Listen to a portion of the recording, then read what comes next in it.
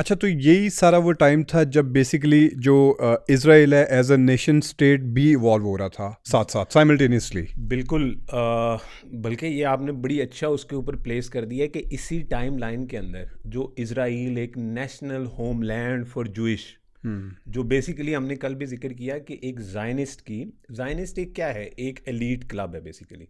अब elite club में आपके पास ये मैंने कल भी मेंशन किया था कि ये समझना बड़ा ज़रूरी है कि इसमें खाली कोई ज्यूज़ नहीं है। any clergy of the elites is they are totally applicable for this club. And they could be the part of Zionism. They are 100% part of the Zionism because their ideology is not Judaism, not Christianism, not Muslim ideology, or for the matter of fact any other religion. So अगर आप note करके देखें कि जब 1892 के बाद जब ये जायनिज़म की मूवमेंट थियोडोर ने स्टार्ट की, तो उसके बाद से हमने कल इस चीज़ का जिक्र किया कि ये मूवमेंट तब इसके अंदर जान पड़ती है जब इसको रॉथस्चाइल्ड और एडल्सन्स और फिशर फैमिलीज़ जो इसको प्रॉपर फंड करते हैं जायनिज़म को। तो अब एक तरफ तो वो साइमल्टेनियसली ये काम कर रहे हैं कि इसको फंड कर रहे हैं, दूसरी साइड पे क्या कर रहे हैं कि वो जो रुबैनिकल ज्यूज़ हैं सारे और सफरदीस ज्यूज़, सो बेसिकली अब ये जो आइडियोलॉजी है इसको ऐसा नहीं है कि कहीं से इसको इसके अगेंस्ट कोई रुकावटें या इसके अगेंस्ट कोई मूवमेंट नहीं चल रही थी। आप अगर देखें तो जो सफरदीस ज्यूज़ हैं वो एक्टिवली इसको अपोज कर रहे थे, because they were of the view कि अगर हम ज्यूइश की होमलैंड सेटल इस तरह करेंगे तो it will be a chaos, और ये हमारी, क्योंकि जब तक हमारा मिसाया नहीं आता हम ये होमलैंड नहीं सेटअप कर सकते। लेकिन जायनिज्म ने ट्रिक क्या किया, उन्होंने, मैंने जो आपको कल मेंशन किया कि जो तालमूद और मिशना जो इनकी फ़िका की किताबें समझ लें, उसमें जो रूल दिए हुए हैं कि इज़राइल को आपने जो होमलैंड बनाना है उसके लिए आपकी पहले मिसाया की कंडीशन फुलफिल होना ज़रूरी है। तो इन्होंने क्या किया, इन्होंने उस कंडीशन को ओवरलैप कर दिया। So they changed the scriptures? They did not change the scriptures. What they did is they cherry picked those lines from Torah, the original, the Quran you can say, which was the promised of that time. कि if अगर Jews आके अपनी इसको अल्लाह की तौहीद का मरकज बनाएं, इसको settle करें, वो प्रॉमिस उस वक्त का था तोरा का, जो कि बाद में कैंसिल हो गया। सारे रबानिकल ज्यूज जितने हैं, रबीज़ को फॉलो करने वाले, सेफरदीज, वो सारे ज्यूज इस बात पे मुतफिक हैं, सिर्फ जायनिज़म इस पे मुतफिक नहीं है। वो उन्होंने अपना अलहदा से, जैसे मैं इसकी आपको मिसाल से अगर समझा देता हूँ कि अब जो तालिबान है उनकी क्या आइडियोलॉजी है, वो यही करते हैं, वो अपनी आइडियोलॉजी आपको कुरान से साबित करते हैं। बिल्कुल, वो आपको बताते हैं कि नहीं ये आज भी एप्लीकेबल है, चीज़ों को चेरी पिक करके। एग्जैक्टली वो यही उन्होंने किया कि क्योंकि आपको पता है they are expert of the academics में, बिल्कुल आपको बताया कि उनकी सारा जो experts of narrative building as well, experts of propaganda, तो डेफिनेटली प्रोपेगेंडा मशीन जो पूरी वर्क कर रही है वो भी उनके साथ वर्क कर रही है, तो definitely it's easy for them. बिल्कुल। और ये अब ये मोमेंट आ जाती है, अगर आप इसको देखें कि इजराइल की जो मोमेंट में जान पड़ती है अब जब इसको प्रॉपर फंडिंग मिलती है। रॉथस्चाइल्ड फैमिली जो इस वक्त, ये 1910-1915 की टाइम की बात कर रहा हूँ, जबकि वर्ल्ड वॉर 1 के भी असरात नज़र आना शुरू हो रहे हैं, उस टाइम पे उनका बैंक ऑफ इंग्लैंड और इंग्लैंड पे इस तरह कंट्रोल है कि आप समझें कि एक पेनी इधर से उधर मूव नहीं हो सकती उसके बगैर। डेफिनेटली।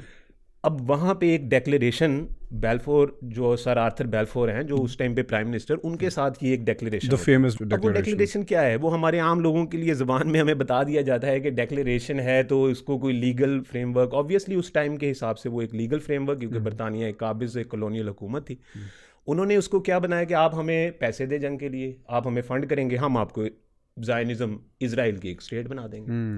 अब आप सेपरेट जूइश होमलैंड बना देंगे, सेपरेट जूइश होमलैंड बना देंगे। अब आप अंदाज़ा लगाएं 1917 में बैल्फोर डेक्लेरेशन साइन होता है, 17 से लेके इजराइल की नेशन स्टेट कब सेटअप होती है, 48। अब आप देख रहे हैं कि ये कितना ज़्यादा टाइम पीरियड है इसके बीच में। ये वो सारा टाइम पीरियड है जब ज़ायनिस्ट जूस को फोर्सफुली भी वहाँ पे मूव कर रहे थे। जो मैंने कल भी जिक्र किया कि जो हिटलर का नाजी जर्मनी था उस वक्त, आप ज़रा मटेरियल निकाल के देखें, सबसे ज़्यादा वहाँ पे पैलेस्टाइन कनान के एरिया में इन्वेस्टमेंट नाजी जर्मनी से आ रही थी। Who were making the investment, Zionist, with the help of Nazi Germany party. So they were the one with the Nazi Germany party, they only parted separate veg जब उसने banking system को challenge कर दिया इनको, फिर इन्होंने उसके against जाना शुरू उन लोगों को लाके सेटल भी करना शुरू किया ना। Rothschild family was the first family जिन्होंने पहली वहाँ पे Jewish some 30 to 35 people, I am not sure, maybe 30 families या 35 पीपल, उन लोगों को वहाँ पे लाए और वहाँ पे लाके सेटल किया। और उसके बाद आज भी रॉथस्चाइल्ड्स के नाम पे आपको पता है वहाँ पे रोड्स हैं, मेन रोड, जिस तरह से हमारे इस्लामाबाद में चले जाएँ तो शाहराह दस्तूर है, इस तरह के जो वहाँ पे रोड्स हैं वो रॉथस्चाइल्ड्स के नाम पे हैं।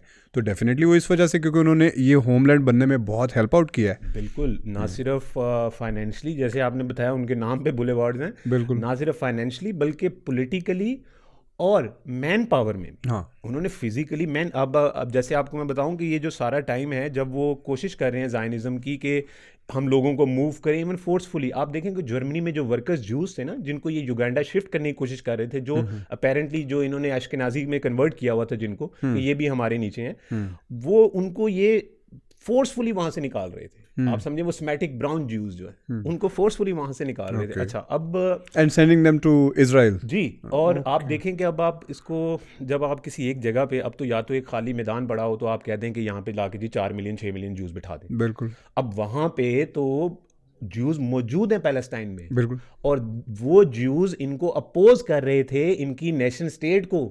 ओके, जो ऑलरेडी वहाँ पे एग्जिस्ट करते थे। बल्कि मैं आपको इससे भी अगली बात बताता हूँ, जो आपने अभी जिक्र किया जिस इवेंट का, जो 1930s में जो पहली इन्होंने बड़ी माइग्रेशन की, उससे पहले 1926, 7, 8 इन ईयर्स में ज़ायनिज़्म ने अपनी एक मिलिटेंट विंग बनाया पूरा, क्योंकि वहां पे ऑलरेडी 6 मिलियन जितने भी मुसलमान या ज्यूज क्रिश्चियन सारे रह रहे थे वहां पे, सब लोग मिलके रह रहे थे, बड़ी आराम से रह रहे हैं। हाँ, बिल्कुल, और तीनों अपनी पिलग्रिमेजेस कर रहे हैं, होली मकामात पे जा रहे हैं। ब्रिटिश रूल जब तक भी था, कोई किसी किस्म का आपको वाकया नहीं मिलता कि कोई बड़े क्लैशेस हो रहे हैं या फिर किसी किस्म के कोई इस तरह के वाकयात हो रहे हैं, कोई इस तरह की चीज मिलती नहीं हिस्टोरिकल आपको आर्काइव्स में, कोई उसमें ऐसी चीज नहीं नजर आती। अब क्योंकि अगर आपको अब फोर्सफुली कोई 3-4 मिलियन अगर आपको लोग हैं, उनको आपको फोर्सफुली एक जगह से निकाल के दूसरी जगह पे अगर आपको सेटल करना है, तो आपको उसके लिए फोर्स की जरूरत होगी, फाइनेंस की जरूरत होगी, क्योंकि कहाँ से आपने लोगों को नई जगह पे लाके शिफ्ट करना, बिठाना है, उनके लिए कारोबार, the logistics involved in it very very heavy.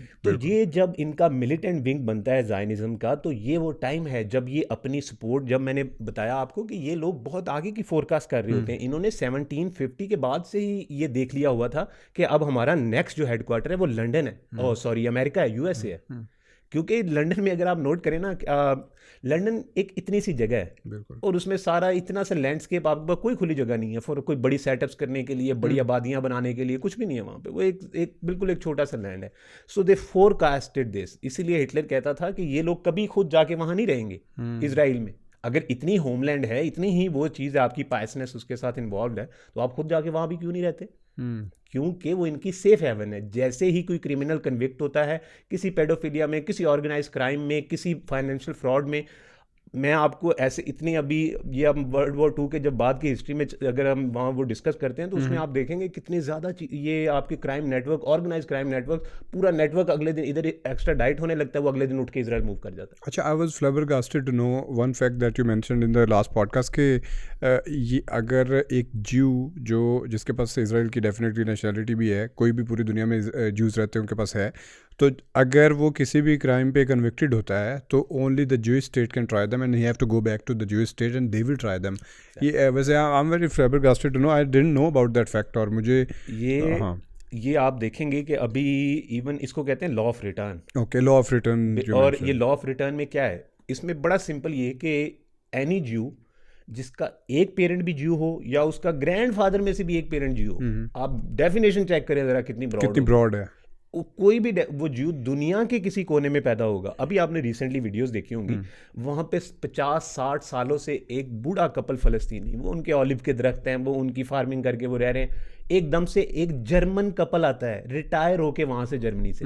अब वो उन्होंने वहां पे अपनी जिंदगी गुजार ली है, जर्मन कपल है, उनमें से सिर्फ जो बंदा है वो ज्यू है, बीवी क्रिश्चियन है या सम अदर रिलीजन, वो वहां पे पैदा होता है, वो आते हैं, वो उसको घर एलोकेट कर देते हैं, ये लो ये फलाना घर है, जाके इविक्ट करा लो। उन्हीं को कहते हैं न्यू सेटलमेंट्स। ये आप इनको न्यू सेटलमेंट्स कहते हैं। अब आबादी उस तरह नहीं बढ़ रही कि इजराइल की आबादी बढ़ रही है तो वो न्यू सेटलमेंट्स में जा रहे हैं, नहीं, वो इस तरह के जो ज्यूज वो ला रहे हैं, जो भी आते हैं उनको न्यू सेटलमेंट्स में, उनको वो नए घर बना के देंगे। सेटलमेंट्स के बारे में वैसे एक और मैं फैक्ट पढ़ रहा था था कुछ दिनों पहले, कुछ आर्टिकल्स पढ़ रहा था, तो उसमें मैं ये पढ़ रहा था कि यही जो एशकेनाजी ज्यूज़ हैं जो कि रूल कर रहे हैं, बेसिकली रूलर्स इस टाइम पे वही हैं, तो वो कर क्या रहे हैं कि वहाँ पे एक प्रॉपर रियल एस्टेट का कारोबार भी चल रहा है, क्योंकि अब इतनी रियल एस्टेट, तेल अवीव के इर्द गिर्द इतनी रियल एस्टेट महंगी हो गई हुई है कि वो जो नई सेटलमेंट्स को आबाद करते हैं वो डेफिनेटली आपको एक लैंड मिलता है, बहुत बड़ा लैंड का एक पार्ट मिलता है आपको, वहाँ पे लाके बसाते भी हैं और उसको महंगे दामों बेचते भी हैं, तो पूरा एक रियल एस्टेट का कारोबार भी इस चीज़ के अंदर इन्वॉल्व है। बिल्कुल, तो वो भी एक एस्पेक्ट इसका है। वो इतना, अब तो वो चीज़ इतनी ज़्यादा हो गई है कि वो इसको हर वे में, बल्कि अभी इसके अगले पार्ट में चलेंगे तो वो भी चीज़ इसमें आती है कि ये कितना बड़ा उन्होंने एक रियल एस्टेट वेंचर भी इसके साथ जोड़ा हुआ है। एग्जैक्टली, वो इनकी बहुत ज़्यादा इकोनॉमिकल जो उनके एस्पेक्ट्स हैं वो भी इसके साथ जुड़े हुए हैं। अब आप अगर देखें ना, यही सेटलमेंट्स वाला इशू, ये जो अब क्या हो रहा था, अगर फॉर एग्जांपल आप ये करें, अब आप ज़रा इसको एक लेमैन की तरह देखें कि यहाँ पे कोई 4 मिलियन लोग बैठे हुए हैं जो बड़े आराम से रह रहे हैं, जिनकी जनरेशंस यहाँ पे रह रही हैं। अब आपके पास एक नया एक क्लब आता है फ्यूडल्स का, एक जायनिस्ट का एक क्लब आ गया, वो आके कहता है जी अब हमने 4 मिलियन नए लोग लाके इन 4 मिलियन के साथ सेट करना है। अब जगह तो वही है, तो अब आपने क्या करना है, अब आपने वो लैंड साफ करवानी है। तो अब वो जो आ रहे हैं लोग, वो तो ट्रेन नहीं है, वो तो वर्कर्स हैं, वो तो कोई क्लर्क है, कोई इलेक्ट्रिशियन, मिलिटेंट्स तो नहीं है डेफिनेटली, बिल्कुल ऐसे वो लोग तो कोई आके जगह नहीं खाली करवाएंगे, कॉमन पीपल। तो फिर उन लोगों को मूव करने के लिए ये जायनिस्ट ने, इन्होंने 1920 से लेकर 25 से 30 तक इनकी पूरा मिलिटेंट विंग, वही मिलिटेंट विंग जो जायनिस्ट ने बनाया था वो बाद में IDF में कन्वर्ट हुआ है। Okay, their military, Israel defence forces जो हैं, जो इजराइल की मिलिट्री है, ये वही मिलिटेंट विंग है। वरना इजराइल पैदा होते ही अपनी फोर्स बना गया। अब इजराइल के जो दूसरा मुसाद है, मैं आपको मजे की बात बताता हूँ। आपको पता है कि Mossad existed even before Israel, ये उन्होंने सिर्फ इसका नाम चेंज किया मुसाद का। मैं आपको इसको थोड़ा एलैबोरेट अब देखें, जब वो इजराइल की, जब जायनिज्म में ये उन्होंने आइडियोलॉजी चेरी पिक कर ली कि हमने वहाँ पे नेशन स्टेट बनानी, अभी हमने जिक्र किया कि वहाँ पे उनको लॉजिस्टिक्स चाहिए, लोगों को मूव करने के लिए, वहाँ से हटाने के लिए, फिर जंगे उनको लड़ना भी पड़ेगा, लोगों को मारेंगे, उन्होंने आगे मारा लोगों को, जेनोसाइड, लोगों को निकाला, मैस स्केल रेप्स किए, मैस स्केल। ये क्यों ये लोग ये कर रहे थे? क्योंकि ये लोगों को ब्रेन वॉश किया हुआ है जायनिज्म एशकेनाजी ज्यूज ने, क्योंकि वो इनको बता रहे हैं कि in order to set up a Jewish homeland. अब जो मैं आपको बता रहा था कि उन्होंने क्या किया, अपने आइडियाज़ निकाल के, तोरा से निकाल के आइडियाज़, उनको अपनी ट्रांसलेशन कैनोटेशन दी हुई है कि ये जो नॉन ज्यूइश लोग हैं इनको वो कहते हैं गोयम, GOYIM। गोयम का मतलब the ones living already in Palestine, any other non-Jew, we are goyams, exactly, we all are Christians, goyam, Christians, Hindus, Muslims, whatsoever you are, even if you are an atheist, you're a goyam, you are a goyam. Okay, so अब गोयम का मतलब क्या है? अगर but आप उसको, is it like something like niggers? it's the niggers, it's worse than that, it's worse than that. Oh. इसका मत इन वेरी, अगर आप इसको, जो अब जो ज्यूश रैबाइज हैं, जैसे ही वो प्रेशर के अंडर आए तो अब उन्होंने इसको भी टर्म को एक्सप्लेन करना शुरू किया, तो बहुत भी इसकी रूडनेस खत्म करने के बाद उन्होंने क्या इसका निकाला कि इसका मतलब कैटल, जानवर। इमेजिन दैट, ये रूडनेस खत्म करने के बाद जानवर हैं हम। तो बेसिकली इसका क्या लिटरल मीनिंग था, अगर आपको पता है? गोयम का मतलब है दी अदर्स, मतलब, और ये वाकई ही पुरानी अरामिक हिब्रू में इसका मतलब यही होता था कि कोई जो शऊर में कम है इंसानों में, कि ये चोजन है, ये शऊर में कम है। अब ये देखें, ये गोयम वर्ड ही उन्होंने निकाला है एशकेनाजी ज्यूज ने। ये वर्ड यूज होता था और कॉन्टेक्स्ट में, उन्होंने इस वर्ड को, कॉन्टेक्स्ट को निकाल के अपने लिए बताया कि ये जानवर है, कि ये जो बाकी है ना, हम ज्यूज चोजन पीपल है, we are here to set up the word of God, अल्लाह का जो एक निज़ाम, एक हुकूमत, एक पूरी दुनिया, वर्ल्ड ऑर्डर को हमने चलाना है। एग्जैक्टली। और ये जो मैं आपको कल जिक्र कर रहा था, जो protocols of the elders of the learned elders of Zion, जो प्रोटोकॉल्स का मतलब क्या है? बेसिकली प्रोटोकॉल्स है मिनट्स ऑफ मीटिंग, बिल्कुल, जो उनकी मीटिंग्स होती थी वो उनका रिकॉर्ड लिखते थे। ये रिकॉर्ड वो लीक हुआ है, और ये खाली लीक नहीं हुआ, they give it out to the world, कि वो दिखाना चाहते हैं कि हम तुमसे कितना पावरफुल है। ये कोई वो नहीं हुआ कि अब उन्होंने इसको, वो बुक आज तक अवेलेबल है, उसको आप जाके लिखेंगे तो उसके ऊपर क्या पहली सबसे गूगल पे हेडिंग आएगी कि नहीं ये तो एंटी सेमेटिक एजेंडा है, ये तो फलाना एजेंडा है, ये तो फलानी चीज़ है। ऑब्वियसली सारा कुछ उनके वो कंट्रोल में है, वो आपको विकीपीडिया पे जो मर्जी लिख दे, विकीपीडिया मैं एडिट करके लिख दूँ, जो मर्जी उस पर लिख दूँ।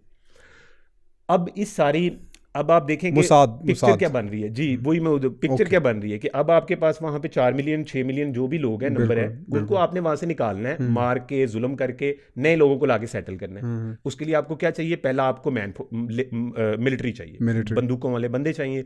दे created that was the militant wing of Zionism, और उन्होंने बहुत से ऑपरेशंस किए। अब आप अगर आप नोटिस करें तो जब वो 1750 में बैठे वो ये सोच रहे हैं कि अब अगर हमने अमेरिका जाके तो फिर अब का भी तो सोचा ही होगा ना, अब का उन्होंने बहुत आगे तक सोचा वो वहां पे हम आएंगे तो वो भी हम बड़े मजे की, हम एक दिन पहले भी वो डिस्कस कर रहे थे बैठे हुए। बिल्कुल। तो वो अब इन्होंने क्या किया, ये अपना पूरा मिलिटेंट विंग बना के, अब मिलिटेंट विंग बना लिया। अब कोई भी जो आर्मी है वो इंटेलिजेंस के बगैर चलती है? नहीं चलती, बिल्कुल। तो कोई भी स्ट्रांग आर्मी इंटेलिजेंस के बगैर, आप पुराने जमाने में चले जाएं, बैक चले जाएं, आपको स्पाइज मिलेंगे, आपको वो मिलेंगे जो जाके फील्डिंग करते थे, खबरें लेके आते थे कि ये हो रहा है, ये हो रहा है। तो those intelligence unit were the basis of Mossad.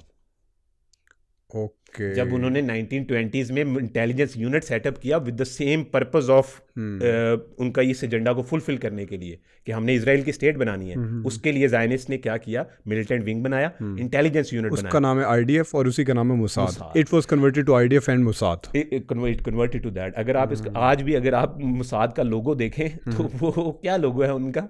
वो कहते हैं कि with deception thy shall win the war.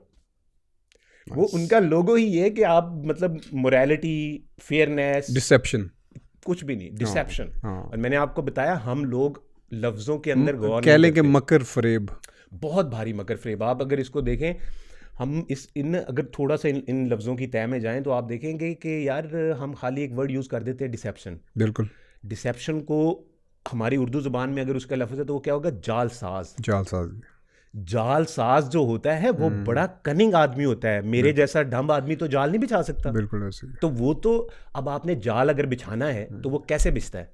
अगर मैं आपको एक छोटी सी एग्जांपल दूं, अगर आपने चूहा पकड़ना हो तो वो जो हमारे गांव में कड़िकियां लगाते थे चूहे को पकड़ने के लिए, अब उस कड़िकी के अंदर वो क्या डालते हैं? पराठे का एक टुकड़ा, ताकि चूहा उसको देख के अंदर आए। अब आप देख रहे हैं कि अब क्या है, चूहे को इल्यूजन दिया जा रहा है एक असली चीज का कि जो उसको पसंद है, लेकिन पीछे कड़िकी लगी हुई है। इसको कहते हैं डिसेप्शन। अब ये देखिए ये कितनी खतरनाक चीज है। ये हो रहा है हमारे साथ हर लेवल पे। हम जो सारे लोग हैं वो दुनिया में कहीं भी हैं, वो ज्यूज हैं, वो क्रिश्चियन हैं, हम सारे एक अल्लाह को मानने वाले भी हैं, रिलीजन वाइज भी। ये तो मोनोथीस्टिक रिलीजन है हम तीनों, बिल्कुल ऐसे का। बिल्कुल। लेकिन इसके अलावा भी जो इंसान है वो हमारे जैसे हैं बेचारे, उनको हर जगह पे रूल किया जा रहा है इस एलीट ज़ायनिज़्म के साथ। जो एलीट्स हैं वो पार्ट है ज़ायनिज़्म का। वो देखें एलीट्स का बेसिक कॉन्सेप्ट क्या है कि एलीट्स जो है वो अपने आप को आपके साथ नहीं समझते। बिल्कुल। वो समझते हैं कि वी आर सुपीरियर, कि हम इनको रूल करने के लिए बने। आप उनकी लैंग्वेज सुने, उनकी बातें सुने। अब वो क्या करते हैं, वो ये लर्न करते हैं, ये चीज़ें लर्न करते हैं कि हम इनको रूल कैसे करें।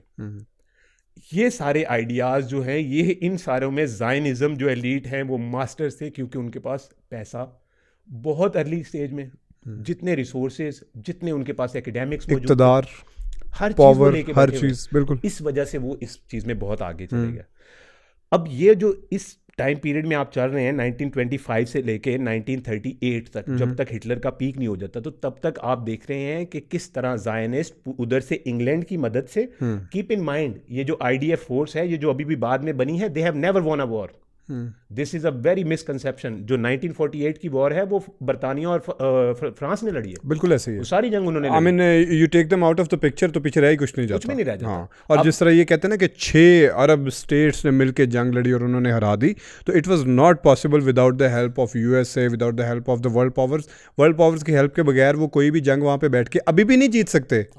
आज देखें, चलें ठीक है 0/0 ही कह लें, लेकिन 52 कंट्रीज़ तो है ना। अगर ये 52 कंट्रीज़ और कोई भी उनको कोई सुपर पावर हेल्प ना कर रही हो, तो पॉसिबल ही नहीं है कि वो वहाँ पे बैठ भी सकें एक दिन। तो ये बिल्कुल मैं आपसे एग्री करता हूँ कि ये मिसकंसेप्शन, बेसिकली ये भी misconception, it's a part of that agenda. Very nice. देखो कि हम लोगों ने किस तरह बैठ के तो तुम सारों को हराया और हम यहाँ पे बैठे भी हुए। एग्जैक्टली। अब ये क्या है, ये फियर इनकॉर्पोरेट कर रहे हैं, वो अपनी सुपीरियरिटी साबित कर रहे हैं कि हम तो तुमसे बहुत बेहतर है, हम तो जंग भी लड़ेंगे तो तुम्हारा बेड़ा गर्क कर देंगे, हमने तो तुम्हें देखो पहले तुम्हारे साथ क्या किया, तब क्या किया। कीप इन माइंड, जो कभी हम उन जंगों की अगर तफसील में जाएं, जो अभी हम उसको नहीं डिस्कस कर रहे, हम एक सर्टेन जाना चाहिए वैसे, किस दिन जाएंगे, दिन जरूर ये जो जाएंगे। 3-4 जंगे हैं ना, इनकी तफसील में जाएंगे और जाके बताएंगे कि उसके मुहर्रकात क्या था भाई, उनकी साइड पे कौन खड़े थे, ये तो देखो ना जनाब। तो ये है। अब आप देखें कि जो 48 के बाद भी जो अगली जंगें होती हैं वो 65 में, वो तब तो अमेरिका आ चुका था, पूरी उनकी आर्मी, पूरा उनका यूनिट्स। मैं आपको बताऊंगा कि अमेरिका कैसे आया, वो आप अगर हम उसको डिस्कस करेंगे तो आप देखेंगे कि ज़ायनिज़्म जो है वो वर्ल्ड वॉर 2 के बाद उसने क्या शेप ली, क्या फॉर्म ली है। तो अब आप इसको ये देखें कि ये बेल्फोर डिक्लेरेशन के बाद 1917 से लेकर 1948 तक continuous brutalism, continuous violence, continuous operation of poor Palestinian, Jews, Christian and Muslims alike. The Jews जो वहां से जनरेशन से रह रहे थे, वो तो मुसलमानों के साथ इस तरह हो चुके थे, वो एक दूसरे के फंक्शंस पे जाए खाने खाते थे। बिल्कुल ऐसे। ईद होती थी, सारे इकट्ठे आते थे, अगर कोई इवेंट क्रिसमस थी तो वो सारे इकट्ठे फिरते थे, एक दूसरे को मुबारकबाद, just living a normal life, just living a normal life. वो अब इन्होंने वहां पे ले जाके एजेंडा कॉर्पोरेट किया। तो अगर आप देखें सबसे मेजर, जब इन्होंने 1946-7 में एक बहुत बड़ी पॉपुलेशन लेके उसको मैस माइग्रेट यहाँ पे किया, तो जो आगे से सफरदीज ज्यूज जो और वहाँ पे बाकी ज्यूज थे, उन्होंने स्ट्रांगली ना सिर्फ इसको अपोज किया बल्कि इसके खिलाफ खड़े हो गए उठ के। तो इन्होंने फिर क्या किया भला, जो मैं आपको कहता हूँ कि ज़ायनिज़्म ने क्या किया, इन्होंने उन ज्यूज को मारना शुरू किया मुसलमानों के साथ। वो हिस्ट्री में मेंशन ही नहीं है। उन ज्यूज को मारा और उसके बाद उनमें से एक मेजर पोर्शन उन ज्यूज का मुसलमानों में कन्वर्ट हो गया, क्योंकि उन्होंने कहा तुम इतना ऑपरेशन, और आपको पता है जब जुल्म और ऑपरेशन हो तो नफ्सियात दूसरी तरफ शिफ्ट हो जाती है। तो उनके साथ मुसलमानों के साथ इतना जुल्म हो रहा था, उनके पूरे इलाके साफ। अगर आप आज भी आईडीएफ के जो सोल्जर्स रिटायर हो चुके हैं, कीप इन माइंड कि इन्होंने कुछ चीज़ें बड़ी दी हुई हैं अपनी कौम में भी, फ्रीडम ऑफ स्पीच और ये वो ऊपर से कंट्रोल करते हैं वो, लेकिन उनको यही लगता है कि हमें पूरी फ्रीडम। लॉलीपॉप है ना, वो तो देना है ना, बहुत जरूरी है। वो ना देंगे तो फिर पीछे बचेगा क्या, तो खड़े ही ना हो जाए, we are free people. Exactly. हाँ। अब उनकी अगर बयान सुने पुराने तो आपकी सीरियसली आप, इट्स बोन चिलिंग। इंसान सोचता है कि यार इतना कोई कोल्ड कैसे हो सकता है। वो बता रहा है हंस के कि एक इजरायली सोल्जर है, वो इंटरव्यू दे रहा है, रिटायर उनका जनरल, वो इंटरव्यू दे रहा है कि हमारे साथ एक सोल्जर था, बड़ा खबीस था, वो बाज नहीं आता था औरतों को रेप करने से। हाँ है, बिल्कुल ऐसे ही है। 46, 47, 48 में और इवन 49 तक इस तरह के बहुत सारे वाक़यात मिलते हैं जिसमें उन्होंने कई विलेजेस के साथ इनके पैक्ट हो गए थे कि आप लोगों पे हमने हमला नहीं करना और हम लोग मिल के रहेंगे। और उसके बाद फिर क्योंकि वो होता ये था कि अपनी ज्यूइश जो आबादियाँ होती थी उनको इस तरीके से बैरिकेड कर लेते थे, और आईडीएफ जो जाके उनको, जिसका अब नाम आईडीएफ है, वो जाके उनको कह ले के मिलिटरीली उनको जाके डिफेंड करते थे। तो फिर कई ऐसे विलेजेस थे जिनके ऊपर हमले हुए, उनका मेंशन भी कर देंगे इसके अंदर, और उन सारे के सारे विलेजेस को ख़त्म भी कर दिया। और उन फौजियों का ऑन रिकॉर्ड है कि yes we raped some women, but casually, and it's the number is so large it never gets reported. that is the thing that not everyone knows कि number is so large कि हाँ यार इक्का दुक्का वाक़या हो जाते हैं जंग के अंदर, ये सारा कुछ हो जाता है, लाइक शैडोज ऑफ वॉर और इस सारी चीज़ों में हो जाता है, लेकिन it's not like that. The number is very huge यार। वहाँ से कोई चीज़ बाहर ही नहीं आ सकती। बात ये कि पैलेस्टीनियन आपको कितना बता लेंगे। अभी उन्होंने जंग शुरू की है, सारी कम्युनिकेशन काट दी है, आपको पता ही नहीं वहाँ पे हो क्या रहा है। आपको इतना पता है हाँ भाई दिन के अंदर 100 बंदा मर गया, वो जो लाख बंदा जाके घरों से निकल के बैठ गया होगा उसको तो किसी को भी नहीं पता कि वो किस ज़ियत से गुजरे हैं, या वहाँ पे ऑन ग्राउंड अब जाके इन्वेजन हो रही है तो वहाँ पे क्या क्या कुछ हो रहा है, नोबडी नोज।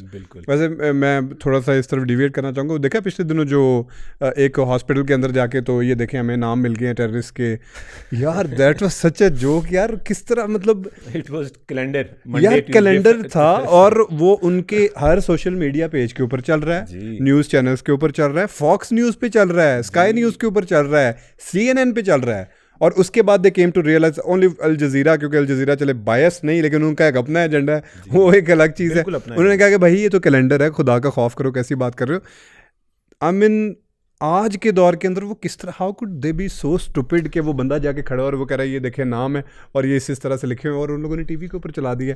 मेरी समझ से बाहर है। आप देखें इनकी कोई भी चीज़ जो होती है ना, वो आप इसको ना ये समझा ना करें कि ये इन्होंने शायद ऐसे ही कर दिया ये काम। ये जो भी करते हैं ये चीज़, it's either to propagate fear, लोगों को डराने के लिए। जब आप कॉन्टीन्यूसली बहुत जुल्म, बर्बरियत और ऐसी चीज़ें देखते रहें और आप उनके लिए कुछ भी एक्ट ना करें, कोई एक्शन ना लें, तो देयर कम्स अ टाइम जब आप रिडंडेंट हो जाते हैं, प्रोन हो जाते हैं कि उसका मतलब क्या होता है कि वो एक आपकी साइकी में चीज़ सेट होना शुरू हो जाती है कि यार वी आर हेल्पलेस, हम नहीं कर सकते कुछ, दिस इज रॉन्ग, ये कभी आपने जेहन में नहीं आने देना। अब देखें, अभी वही अब ये जो इज़राइल की स्टेट में ये जो 48 तक, मतलब उन्होंने आपको इसमें सारे इवेंट्स आप अगर देखेंगे, ये तो इवेंट है जो ये ब्रिटिश की साइड से कर रहे हैं और जर्मनी की साइड से कर रहे हैं, जो यूरोप से और इधर से ज़ायनिज़्म कंट्रोल करके किस तरह ये जहाँ पे मूवमेंट्स खड़ी हो रही हैं उनको फंड कर रहे हैं, जहाँ पे क्लैशेस खड़े हो रहे हैं।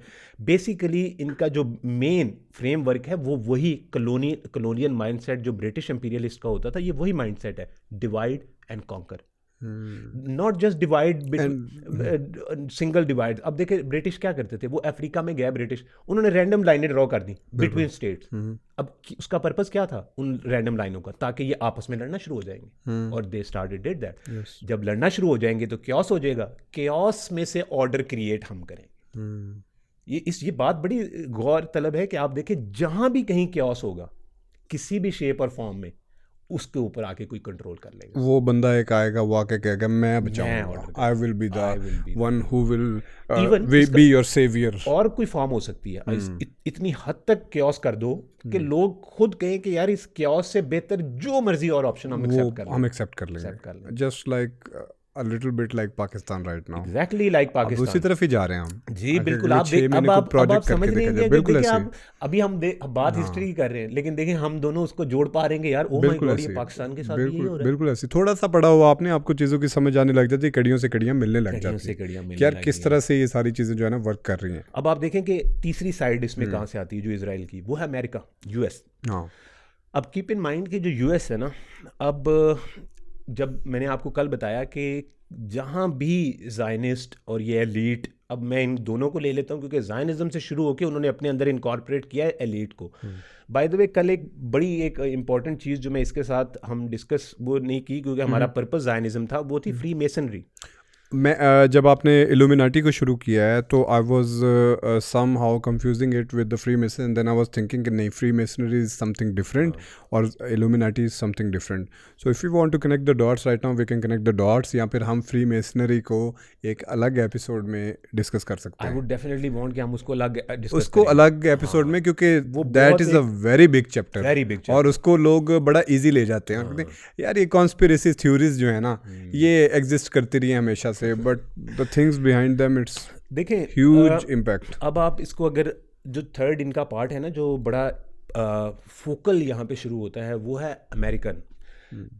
जब ये किसी भी जगह का कंट्रोल लेने के लिए आपको उस जगह के सबसे पहले आपको उसके फाइनेंस कंट्रोल करने पड़ते हैं। आप एक घर से मिसाल ले लें, बिल्कुल, एक घर का फाइनेंस जहाँ से कंट्रोल हो रहा होगा वो घर वहीं से कंट्रोल होता है। बिल्कुल ऐसे इन्होंने सबसे पहले यूएस का फाइनेंस अपने कंट्रोल में किया। वॉल स्ट्रीट से शुरू हुए, मैंने आपको एग्जांपल दिया, आप बटनवुड एग्रीमेंट के सिग्नेटरीज निकालें जो कि 24 सिग्नेटरीज हैं, उसके 24 सिग्नेटरीज एंड ऑल ज्यूज,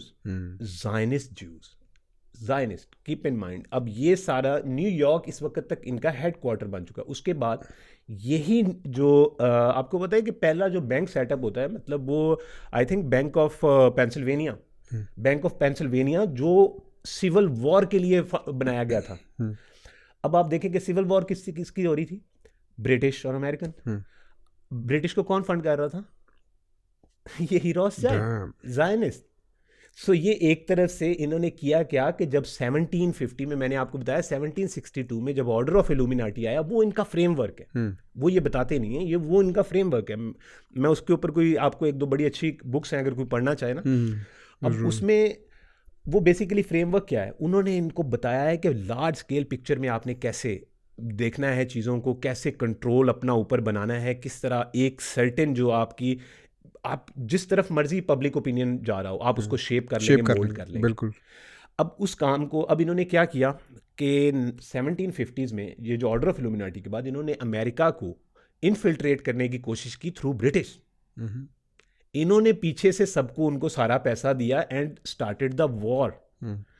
अब जो वॉर होती है उसमें, अब कीप इन माइंड, ये जरूरी नहीं होता कि जो एक खाली बंदा पैसे दे रहा होता है वही सारी वॉर करवा रहा होता है, उसमें और भी बड़े मुहरकात होते हैं, but this is one of the factors, this is one of the very major factor, क्योंकि इस पैसों के बगैर वॉर हो ही नहीं सकती। बिल्कुल ऐसे, मैं और आप लाख इख्तलाफ करते रहे, जब तक हमें कोई लाके बंदूक डंडा नहीं देगा हम कैसे मारेंगे। बिल्कुल ऐसे, बिल्कुल ऐसे। तो यही वो चीज़ है। अब वहाँ पे बैंक ऑफ पेंसिल्वेनिया पहला बैंक है जो वहाँ पे सेटअप होता है, ये जो इन दिनों में जो सिविल वॉर्स का टाइम है इस इराक में।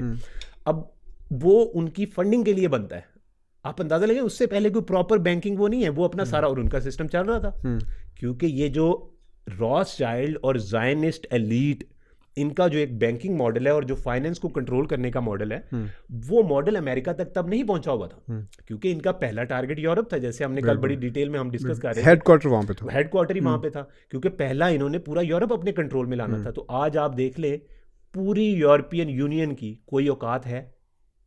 दे आर जस्ट लाइक आप क्या उसको, उसकी कोई औकात हैसियत ही नहीं है। ये एन एग्जैक्ट उनके एजेंडे के मुताबिक है कि उन्होंने पूरे यूरोप को इतना लाइफलेस कर दिया है, उनके पैरों के नीचे से जमीन नहीं है, अब उनका कोई कल्चर नहीं है। ये यूरोपियन वो है जो कि cradle of the modern European जो वेस्टर्न सिविलाइजेशन है, जो उसकी क्रेडल थी, नॉलेज रिनाइसेंस के टाइम से सारी चीजें लेके उन्होंने क्या किया, इसको टोटल बर्बाद कर दिया, अपने एजेंडे के ऊपर ला के उसको पूरी तरह कंट्रोल करके। अब वो यूरोप के ऊपर इस तरह उनका हाथ, जंगें करवाई, उनको वीक किया, वीक करके उनके फाइनेंसेस अपने हाथ में लिए और अब वो उसे कंट्रोल करते हैं। अब देखें जरा, अब देखें वर्ल्ड वॉर टू होती है, तो आप अब देखें कि उन्होंने, अच्छा बाय द वे, ये जो सिविल, जब बैंक ऑफ पेंसिल्वेनिया बनता है तो उसी के साथ ही फौरन अब लार्ज स्केल फंडिंग के लिए एक और बैंक स्टार्ट हो जाता है, बैंक ऑफ नॉर्थ अमेरिका शायद, या बैंक ऑफ इस तरह अमेरिका।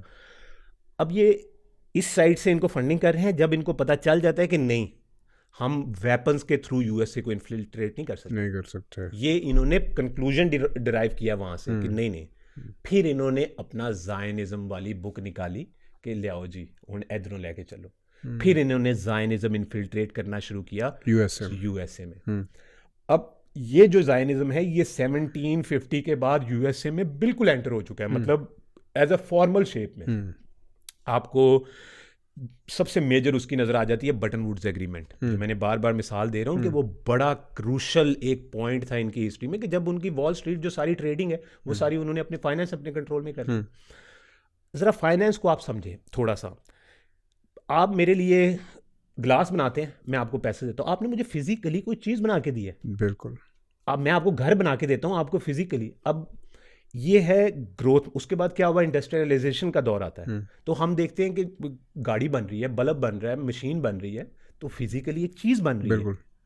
ये मॉडल उन्होंने चेंज किया, ज़ायनिस्ट ने, एलीट्स ने ये मॉडल चेंज किया है कि ये जो ट्रेड है कि मैं आपको कुछ बना के दूं और आप जो मुझे पैसे दें, तो इससे तो कोई एक सर्टेन हद से आप आगे जा नहीं सकते, कंट्रोल भी नहीं आप कर बिल्कुल ऐसे ही है। आप सारी दुनिया की प्रोडक्शन तो कंट्रोल नहीं कर सकते। आप सोचे कितनी ट्रेड यूनियन बन जाएंगी, कितने वर्कर्स आ जाएंगे, कितना ज़्यादा वो हो जाएगा। तो उन्होंने क्या किया, उन्होंने आहिस्ता आहिस्ता इस फाइनेंस मॉडल को अमेरिका, पहले यूरोप में किया, फिर अमेरिका में, कि फाइनेंस का मॉडल ही चेंज कर दिया।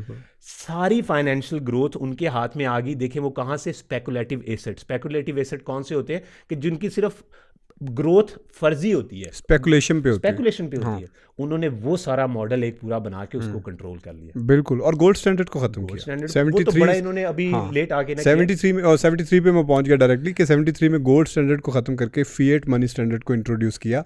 कि पहले ये होता था कि जब यूएस गवर्नमेंट ने लोन लेना है तो उसने गोल्ड बार्स के इवज में लेना है कि भाई इतना सोना है, इसके इवज में मैं लोन ले रहा हूँ। अब जो फिएट स्टैंडर्ड ऑफ मनी है उसमें आपका फेडरल रिजर्व जितना भी पैसा प्रिंट करना चाहे वो कर सकता है। 2008 के क्रैश के अंदर आपने करना था, इनको जो कंपनीज थी उनको बेल आउट देना था, $700 बिलियन या $800 बिलियन का बेल आउट था। भाई वो पैसा कहाँ से है, फेडरल रिजर्व को वो छाप दे। उन्होंने छापे हैं, छाप के आपकी इकोनॉमी के अंदर फ्लो कर दिए। आपकी पूरी इकोनॉमी का बेड़ा गर्क होकर रह गया। बार बार हम जो यूएस को डिस्कस करते हैं उसके बारे में भी मैं थोड़ा सा बताना चाहूँगा कि यूएस आपकी कोई मानने ना मानने, लेकिन आपकी सुपर पावर है, आपकी दुनिया को कंट्रोल करते हैं इन वन वे और अनदर। तो जब उनको पीछे से एक group of people, group of elite control करते हैं तो वो आपके भी घर को इफेक्ट करते हैं, कंट्रोल करते हैं। तो इसलिए we have to discuss about that as well. देखें, इसमें मैं एक मज़ीद भी बात कह दूं कि जो दुनिया का इस वक्त ये निज़ाम बना हुआ ना, ये जो दुनिया का नक्शा बना हुआ है इस टाइम नेशन स्टेट्स का, बिल्कुल ये बनाया ही उन्होंने है ना, ये उन्होंने कार्व किया है, कार्विंग की है, और ये अपने हिसाब से उन्होंने कार्विंग की है कि कहाँ हमने क्या रखना है, इधर हमने क्या करना है, ये उन्होंने अपने हिसाब से, कहाँ पे लैंड माइन्स रखनी है जिनको हम कल को वहाँ से इनडायरेक्टली भी एक्सप्लोर कर सकते हैं, उनको यूज़ कर सकते हैं। तो जो अगर आप देखें कि इस वक्त भी तो मैं थोड़ा सा इसको लेके आता हूँ कि ये जो अब अमेरिका में वो कैसे वो इन्फिल्ट्रेट किया। अब देखें, ये जो पहले उन्होंने वॉल स्ट्रीट कंट्रोल कर ली, उसके बाद अब क्या रह गया, मेजर बैंकिंग इंडस्ट्री। अब के बैंकिंग हो फेडरलाइज बैंकिंग, उससे पहले अमेरिका की बिल्कुल और मॉडल था बैंकिंग का, सारी स्टेट सारी कॉलोनीज वो इन्वॉल्व होती थी। बिल्कुल ऐसे ही है। फेडरल लेवल पे लेके आना चीजों को, जब भी आप किसी चीज को सेंट्रलाइज कर देंगे ना, पावर कुछ लोगों के हाथ में कंट्रोल आ इन द जाएगी, हैंड ऑफ फ्यूज। तो वो चीज जो है हमेशा एक सर्टन उसका एक शक्ल निकल आएगी मोनोपोली की सूरत में, बिल्कुल। या एक एक्सट्रीम कॉन्सेंट्रेशन ऑफ पावर की शक्ल में। Exactly. और जब एक्सट्रीम कॉन्सेंट्रेशन ऑफ पावर होगी और उसका मॉडल होगा कैपिटलिज्म, जो कैपिटलिज्म क्या है, प्रॉफिट। बिल्कुल। बड़ा सादा लफ्जों में मैं बता रहा हूँ, प्रॉफिट। आपके जो कंपनीज के स्टॉक्स होते हैं वो किस चीज पे ऊपर नीचे जाते हैं? प्रॉफिट। प्रॉफिट क्या है कि ये चीज मैंने इतने की बनाई है और मुझे बनाने में इतना खर्चा आया है, ये मुझे जो बचा है ये मेरा प्रॉफिट है। अब कंपनियों का मॉडल क्या है कैपिटलिज्म में? अपने प्रॉफिट मार्जिन बढ़ाना है किसी भी तरह से। हाँ, मॉरली इमोरली डजंट मैटर। एग्जैक्टली। अब ये जो इस तरह का मॉडल, अब उनको सेकंड चीज जो जायनिस्ट ने वहां की, उन्होंने फिर उसके बाद वहां पे बैंकिंग सिस्टम के अंदर घुसे। अब बैंकिंग सिस्टम के अंदर उन्होंने क्या किया? अब आपको पता है कि जितने बड़े बैंकर्स हैं, मैंने आपको कल मिसाल दी, अब आप आजे ज़रा अमेरिका के बैंकिंग सिस्टम के ऊपर। JP Morgan is the man कि जिसने ये मॉडर्न अमेरिकन जो बैंकिंग सिस्टम है इसके फादर माना जाता है। One of the developers of the modern banking of US. बिल्कुल। और देखें, मैं ये बड़ा इस चीज़ के बड़ा कायल हूँ कि ये JP Morgan is not alone, ये तो उसका खाली आगे नाम है। मतलब देखें, पहले सबसे जो ये ज़ायनिज़्म एलीट है ना, अगर इनके अंदर ये आपको पता है लॉज के बगैर नहीं चलती, ऑर्गेनाइज लॉज हैं जो ये स्ट्रिक्टली फॉलो करते हैं। और उनमें सबसे इंपॉर्टेंट जो इनका अंदर लॉ है वो सेटनिक लॉ है। वो क्या है कि योर ब्लड लाइन और your birth right determines your status in the world. Imagine that. हमारा खुदा का, इसको मैं दोबारा बताता हूं कि जो आपकी ब्लड लाइन है, कि जिस फैमिली में आप पैदा हुए हैं या जहां वो, उसी के हिसाब से आपका दुनिया में राइट होगा। One of their articles. It's the first article. It's called Satanic Law. ये एक्सटेंसिवली ज़ायनिज़्म में this is the first law of, इसी की तो बेस पे ज़ायनिज़्म है, इसी की बेस पे कास्ट सिस्टम है। अब आप इसको आप वो करते जाए, पीर का बेटा पीर क्यों होगा भाई? बिल्कुल ऐसे। एक पार्टी के अगले पार्टी में क्यों होगा? ये वही सेटनिक जो शुरू में, अब देखें, एक टाइम था कि जब इसके बगैर कोई हल नहीं था, इंसान ट्राइब्स में रहते थे तो वो एक से बेटे से अगले को ही जानी होती थी। बिल्कुल ऐसे। ये उस चीज से रहता है। एक ये है कि अब आप दुनिया के किसी कोने में पैदा हो रहा है, वो उसका बर्थ राइट है कि वो पैदा हो गया है, उसके अंदर ये स्पेशल ब्लड है, तो वो ये चीज चलाएगा, वो ये कंट्रोल करेगा। ज़ायनिज़्म ने क्या किया हुआ है कि जैसे ही वो डिटरमिन करते हैं कि ये फैमिलीज है, ये इनका ब्लड, रॉथस्चाइल्ड फैमिली है उनके बच्चे ये करेंगे, लेमन ब्रदर्स हैं उनके बच्चे ये करेंगे, गोल्डमैन सैक्स है उनके बच्चे ये करेंगे। उन सब की ये सारों के रोल्स डिवाइडेड है। पॉलिटिक्स में ये जाएंगे, फाइनेंस में ये जाएंगे, हर चीज के रोल्स डिवाइडेड है। अब ये जिस तरह इन्होंने बैंकिंग सिस्टम, ये जो गोल्ड आपको स्टैंडर्ड वो खत्म करते हुए नजर आते हैं, इसको वो बहुत पहले से शुरू कर चुके थे। ये उनका मॉडल ही ये था कि गोल्ड को तो हटाएं तभी तो फाइनेंस हमारे कंट्रोल में आएगा। बिल्कुल। उन्होंने क्या किया, इसके लिए जो फाउंडिंग इसकी जो बेस वो डली थी वो ब्रेटन वुड्स।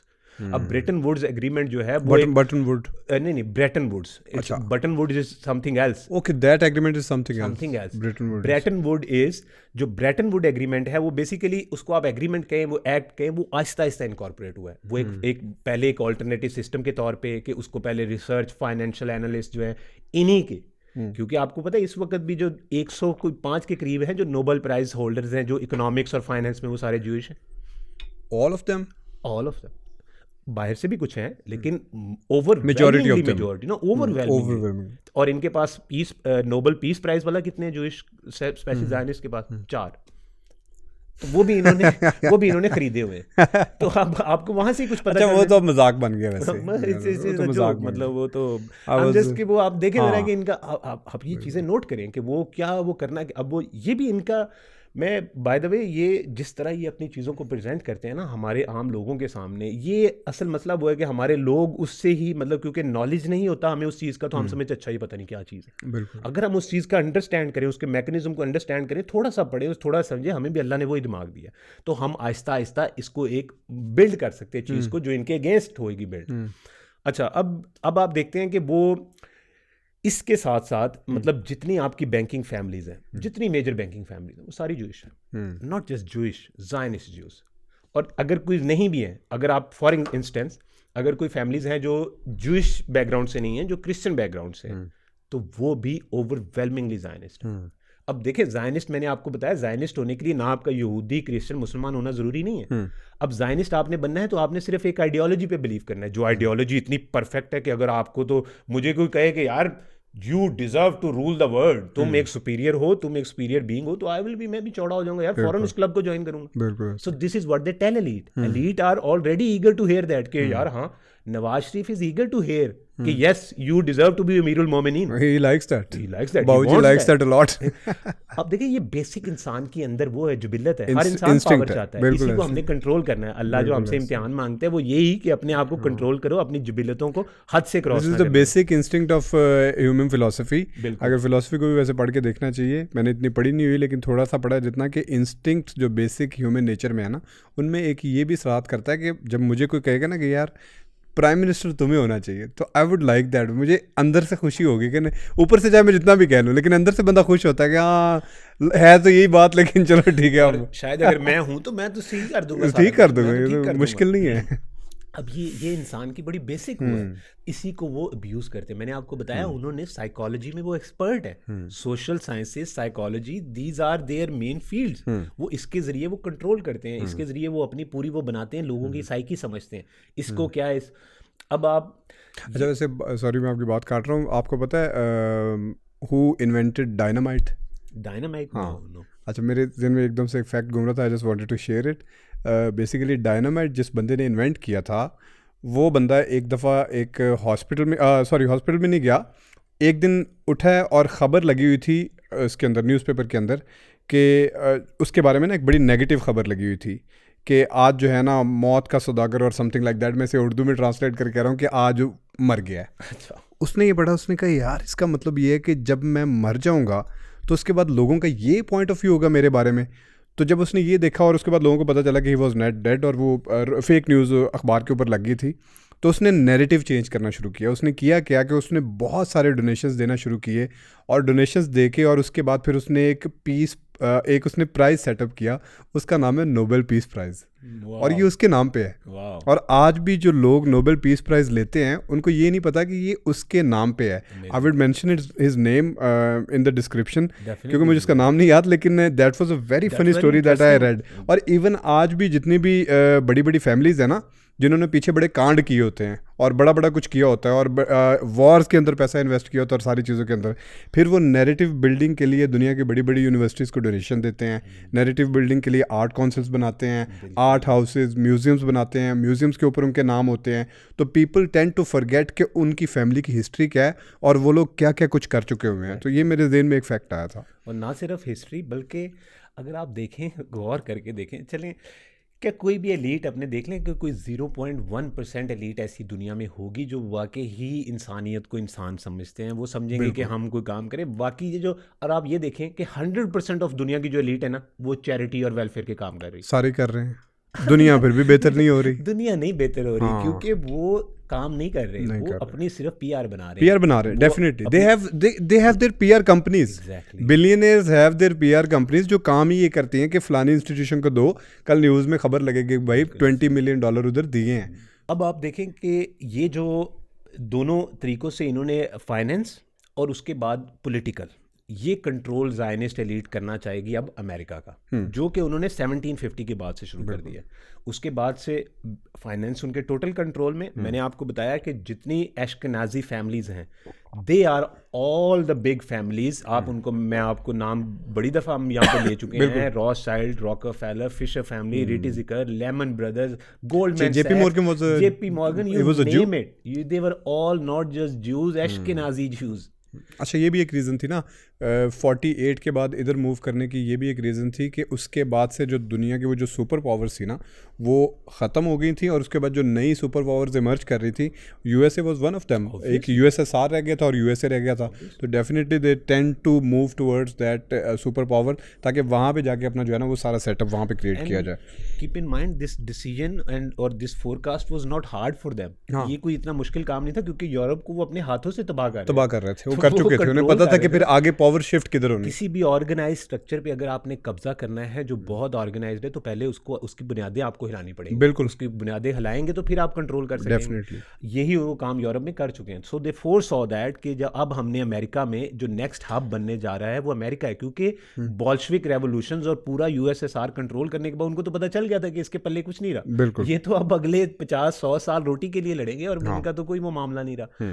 यहाँ से अब वो अमेरिका की तरफ जाते हैं, जो अमेरिका में जाके मैंने बताया कि फाइनेंशियल टोटल उनके कंट्रोल में, you can not move a Penney without them. बिल्कुल। अब देखें कि अमेरिका को वर्ल्ड वॉर 2 में लाने वाला, मतलब ऑब्वियसली अमेरिका खुद भी चाहेगा, लेकिन अमेरिका को वर्ल्ड वॉर 2 में कौन लेके आ रहा है, मैं आपको कल बताया। आप देखें जरा कि जायनिस्ट में से Nathan Rothschild, one of the advisers, बड़ा main adviser, imagine that, Roosevelt का। उसके बाद not just him, Fritz A Kraemer, proper Zionist, not just Zionist, militant Zionist, as in militant mentality. वो कौन था? फ्रिट्ज ए क्रेमर बेसिकली एक Jewish family से belong करता था, मतलब यूरोपियन ऑस्ट्रिया वियना से आई थिंक यहाँ से पैदा होकर आहिस्ता आहिस्ता जब ये वर्ल्ड वॉर 1 के बाद लीग ऑफ नेशन बनती है ना, यहाँ पे उसका रोल आता है। लीग ऑफ नेशन बनती है, वो लीग ऑफ नेशन में वन ऑफ द मेन जो उसका की रोल है वो उसमें अदा करता है। वहाँ से लेके लीग ऑफ द नेशन से यूएन बनने तक, यही लीग ऑफ नेशन बाद में यूएन बनी। सो अब आपको पता चल रहा है कि यही जो लीग ऑफ नेशन है, इसको उन्होंने यूएन में कन्वर्ट किया, कि इन्होंने यही जायनिस्ट और हेडक्वार्टर शिफ्ट किया उधर अमेरिका। अब देखिए जरा उनकी आप एक वो चीज़ वो किस तरह आप लेके चल रहे हैं इसको। अब उन्होंने क्या किया कि ये जो फ्रिट्ज ए क्रेमर है, he was a policy maker, he was a so called philanthropist, he was आप कह लें कि जितने की एलिमेंट्स हैं पॉलिटिक्स के या फाइनेंस के भी, even he was of that. अभी आपको फ्रिट्ज ए क्रेमर की इंपॉर्टेंस पता चलेगी कि वो उसकी इंपॉर्टेंस क्या है। 1940s में फ्रिट्ज क्रेमर को मिलता है उसका बच्चा, नोन उसका, अब जिसको उसने अब ग्रूम करना है, उसका नाम है हेनरी किसिंजर। अब आप इमेजिन करें, हेनरी किसिंजर आज 2023 में उन्होंने उसको जहाज में डाल के भेजा है कि जिसका खतरा था कि 14 घंटे की फ्लाइट है चाइना की, अमेरिका ने भेजा है अभी 4 महीने 6 महीने पहले। जी अच्छा, आई didn't know that.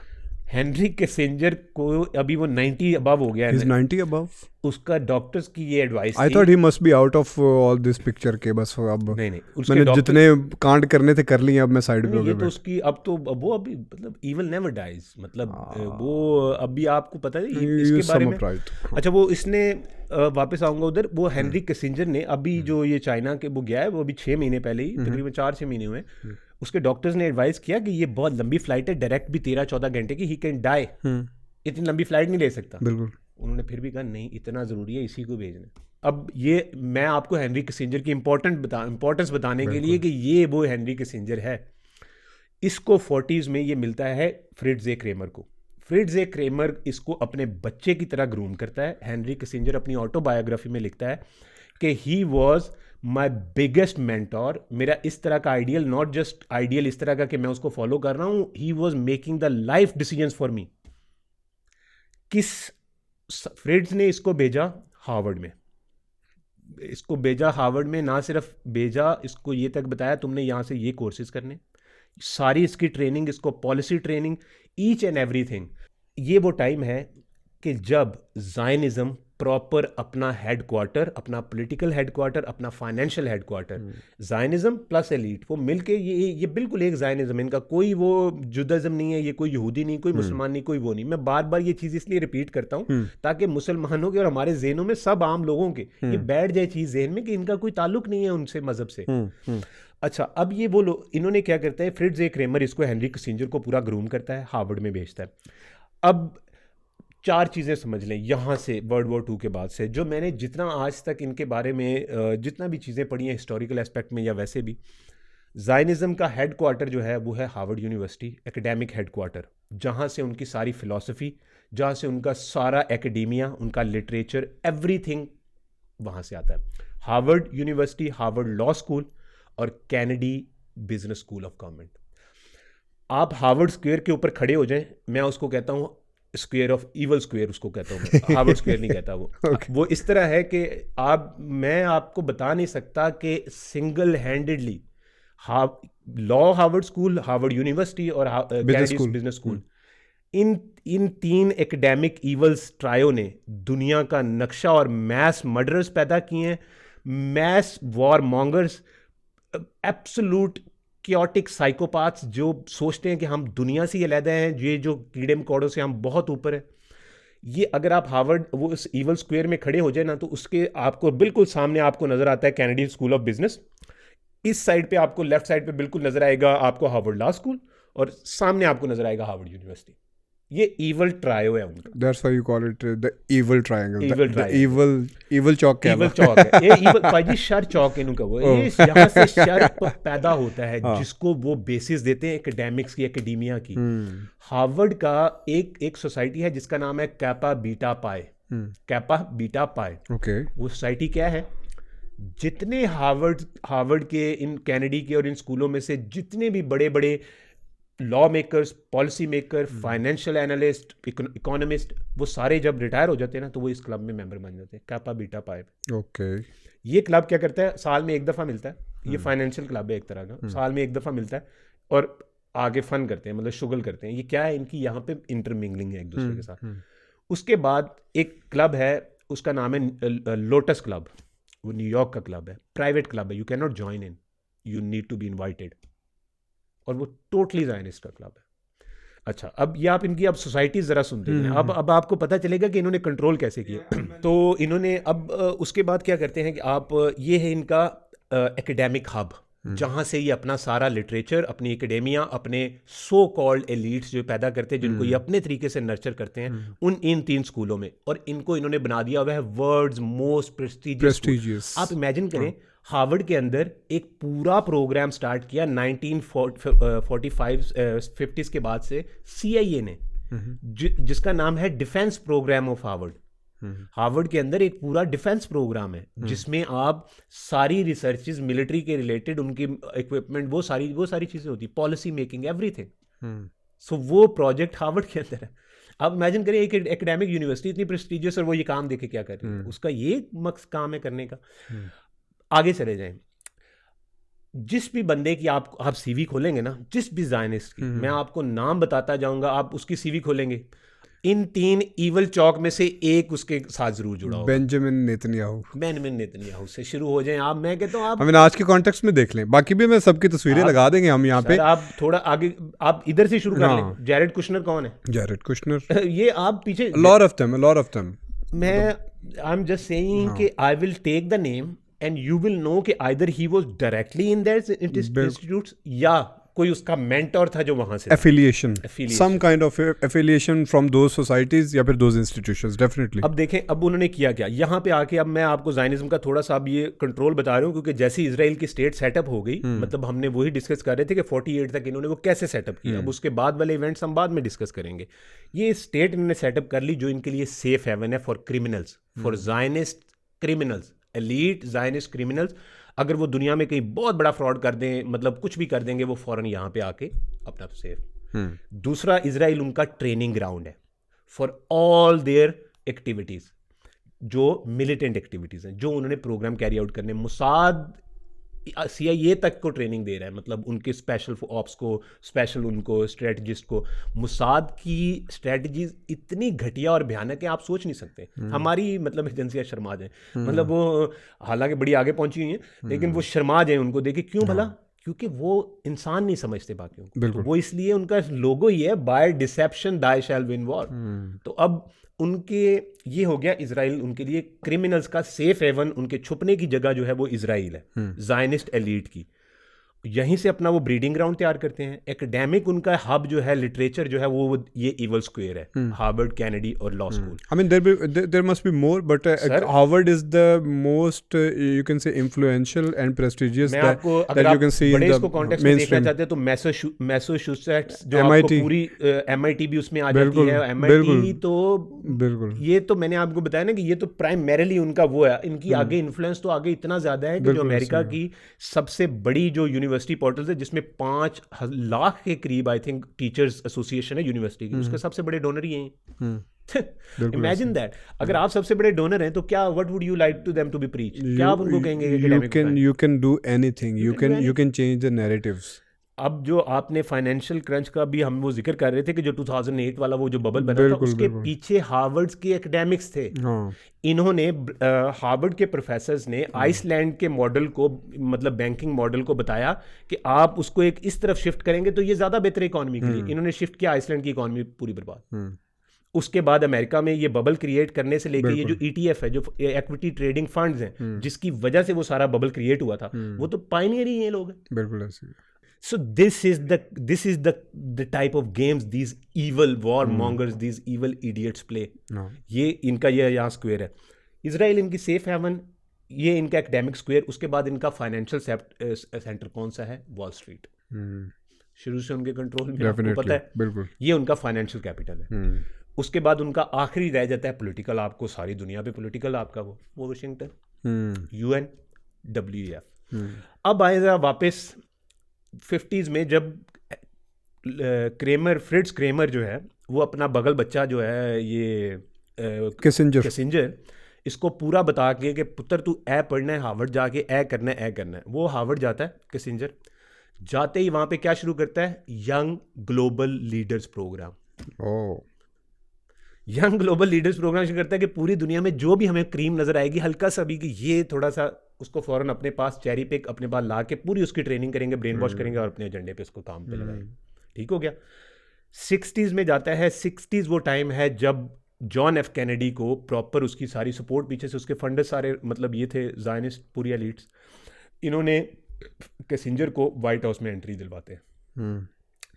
Kissinger White House में आ जाता है as one of the advisors, and then he stayed in the White House forever till 2023। जब आप उसकी हिस्ट्री पढ़ के देखें, he stayed there forever, he never left. Scandals came, Everything, right and everything, left, हाँ. darkness came, the हाँ. presidents are getting shot. Presidents came and go, but he stayed. मैं कहता हूँ कि अच्छा, उसके बाद देखें, अब थोड़ा सा ना इसको मैं वो लेके हाँ, चलता हूँ कि बिल्कुल। अब इसने क्या किया कि तब इसकी एंट्री होती है व्हाइट हाउस में। जॉन एफ कैनेडी, एक मॉबस्टर फैमिली, मतलब वो इसको साथ अपने मिला के चल रहा था। अब देखें कि 1968 में किसिंजर जो है वो उसका कैंडिडेट, जिसकी वो मेन उसका कैंपेन रनर है, वो नेथन रॉथस्चाइल्ड का, और उसके मुकाबले में जीत जाता है निक्सन।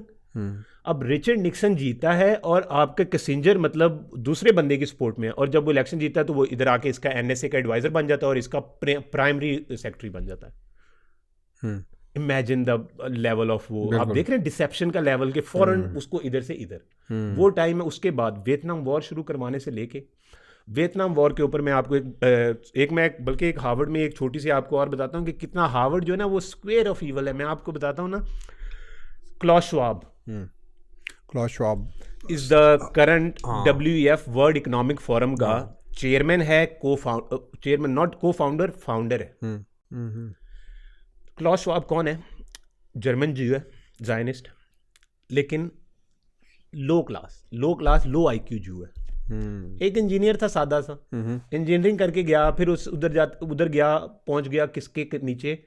ये चला जाता है हार्वर्ड, और किसके नीचे जाता है? किसिंजर श्वाब को अपना बगल बच्चा बनाता है, उसको दिन से रात ट्रेनिंग देता है। बल्कि लोग कोट करते हैं कि ये पार्टीज पे, डिनर पार्टीज पे, कॉन्फ्रेंसेस पे ऐसे होते थे दोनों कि दे वर इनसेपरेबल। वो उसका इस हद तक बगल बच्चा था। ये जो WEF है, वर्ल्ड इकोनॉमिक फोरम, बिल्कुल, ये लिटरली जो अगली दुनिया फॉर्म हो रही है ना, ये उसका सबसे बड़ा इंस्ट्रूमेंट है ज़ायनिस्ट और एलीट्स का। जो क्लास श्वाब है, ना उसकी इतनी डेप्थ है दिमागी, ना उसका इतना एकेडमिक बैकग्राउंड है, ना उसका लिटरेचर है कि वो किसी ऐसी चीज़ की बुनियाद रख सकता। It has been widely written. आप अमेरिका में अभी जाके लिखना शुरू कर दें कि क्लॉस श्वाब की जो WEF से पहले का जो हार्वर्ड का प्रोग्राम था, जो किसिंजर ने 50s में शुरू किया था, यंग ग्लोबल लीडर्स, वही प्रोग्राम कन्वर्ट हुआ है WEF, वर्ल्ड इकोनॉमिक फोरम। अब 2004 में आके WEF ने वो यंग ग्लोबल लीडर्स दोबारा से शुरू कर दिया, अलहदा से। वो अब उन्होंने उसको किसी और पर्पस के लिए यूज़ करना है। पहले 50s में ये वो प्रोग्राम था जो किसिंजर ने शुरू किया और प्राइवेट रखा इसको, उसने ओपन नहीं किया इसको। उसने बताया कि मैं तो सर्टेन एक वो बना रहा हूँ, और ये उसकी बुनियाद रखता है फ्रिट्ज ए क्रेमर की आइडियोलॉजी जो किसिंजर के दिमाग में उतरी, और वहाँ से पूरा ज़ायनिस्ट क्लब जो है इसका, वो बना के इसको WEF को शुरू करता है। ये WEF की बिगनिंग है। आगे WEF ने जो जो दुनिया में काम किए हैं वो मैं आपको बताता हूँ, और जो आज इस वक्त कॉरपोरेट वर्ल्ड को जो ऊपर से नीचे तक चेंज कर रही है वो WEF है। आप सिर्फ एक काम कर लें, आपका कोई भी दोस्त हो ना जो किसी कॉरपोरेट बड़ी मल्टीनेशनल में जॉब कर रहा हो, मल्टीनेशनल जिसका ताल्लुक बाहर से हो, तो आप उससे पूछिएगा कि तुम्हारी कंपनी में आजकल कोई ESG का रौला पड़ा हुआ है कोई, वो आपको बताएंगे कि ओ हम तो टंगे हुए हैं ESG के ऊपर। What is that? ESG is environmental social governance. Environmental social governance. It's a corporate model जो WEF ने इम्प्लीमेंट किया है पूरी दुनिया की कंपनीज के ऊपर, कि जो हम कहेंगे आपको वो करना पड़ेगा। बड़े सादा लफ्जों में बता रहा हूँ आपको ताकि समझने में आसानी हो जाए। जो हम कहेंगे आपको करना पड़ेगा, फिर हम आपको बेनिफिट देंगे, आपकी क्रेडिट रेटिंग बेहतर करेंगे। इस वक्त WEF की जो उसकी एक आप सिर्फ गूगल पे ज़रा जाके लिख के देख लें, आपकी कोई company, if you can even think of the name of the company ना, that is in WEF। Google, Amazon, Nestle, you name the company, Alibaba, name the company, ये सारी कंपनीज जो हैं ये उसके अंदर है, सारे के सारे। और जितने आपके बड़े लीडर्स हैं, इकोनॉमिस्ट हैं, जितने वो सारे WEF के मेंबर हैं। ओके, अब यहाँ पे आप एक बड़ी इंटरेस्टिंग चीज़ आती है कि एक तरफ ये जो ज़ायनिज़्म है वो आके अमेरिका में फुल उन्होंने अपना फाइनेंशियल होल्ड ले लिया, एकेडमिक भी होल्ड कर लिया। एकेडमिक होल्ड से क्या हुआ कि लोटस क्लब न्यूयॉर्क का, ये कापा बीटा फाई, ये तो कुछ सोसाइटीज़ को मैंने आपको नाम बताए, दे हैव मैनी जो डिफरेंट पर्पसेस हैं जिनके, ये हमारा इंटरनेशनल के लिए, ये हमारे सिर्फ खास लोगों के लिए, ये इनके लिए, they have all that going on. तो एक चीज़ प्रॉब्लम थी, अब अमेरिका सारा है क्रिश्चियंस, अमेरिका में तो इतने जूस थे ही नहीं 48 के बाद तक भी, ठीक है। ज़ायनिस्ट तो आ गए, ज़ायनिस्ट लिस्ट तो इतनी सी है 0.0001%। I mean, even they have a strong lobby in America, but there are not a lot of Jews there used to be in the Exactly. United States. तो अब now what you do? अब आप क्या करेंगे कि आप Christians को कैसे ज़ायनिस्ट बनाएंगे? जो टॉप एलीट है उनको तो ज़ायनिस्ट बनाना बड़ा आसान है, उनको कहो कि हमारा एक स्पेशल क्लब है, we are chosen to rule the world, तो हर कोई ज्वाइन कर लेगा। एलीट तो भाग के करेंगे, वो तो चाहते ही है। बिल्कुल, they love clubs. तो अब दे love clubs, They seem to love clubs. बिल्कुल ऐसी। आप देखें ना, वो ऐसी बिलाबाद के क्लब बना के बैठे होते हैं, हम तो ये हमारा फलाना क्लब है, फलाना ऐसी क्लब ऐसी। है। तो अब वो क्या है, वो हम लोगों को दिखा रहे होते हैं कि हम कोई तुमसे बड़ा We are separate वो, people, हाँ। मतलब देयर इज अ डिफरेंस बिल्कुल इन ऐसे। अकल में, शऊर हाँ। में, अवेयरनेस में, बिल्कुल ऐसे। हम आगे हैं तुमसे। बिल्कुल ऐसे। अब क्रिश्चियन ज़ायनिस्ट बनाने के लिए आप ये टर्म पहली दफ़ा आई, क्रिश्चियन ज़ायनिस्ट, क्योंकि ज़ायनिस्ट उस वक्त तक सिर्फ एलीट्स में थी, दे डिडंट केयर कि इसके पीछे आइडियोलॉजी क्या है, हम तो क्लब का पार्ट है, दुनिया को रूल करने वाले क्लब का सारा फाइनेंस हमारे पास है। जो नीचे आम क्रिश्चियन है, why would he advocate for a Jewish homeland जिन्होंने उसके जीसस को क्रॉसिफाई किया? बिल्कुल। पूरा यूरोप इसी बात पे इनको मारता रहा कि तुमने ऐसे हमारे ही है। जीसस क्रॉसिफाई कर दिया हज़रत ईसा को, ठीक है, और तुम आज तक ऐसी चीजें करते हुए आ रहे हो, तो अब क्यों क्रिश्चियन उसको एक्सेप्ट करेगा? अब आप यहाँ पे ज़ायनिस्ट की गेम देखें कि ये कितनी डूंगी गेम डालते हैं, तो आपको पता चलेगा कि हमारे मज़हब में भी कहाँ कहाँ से इनका इन्फ्लुएंस है।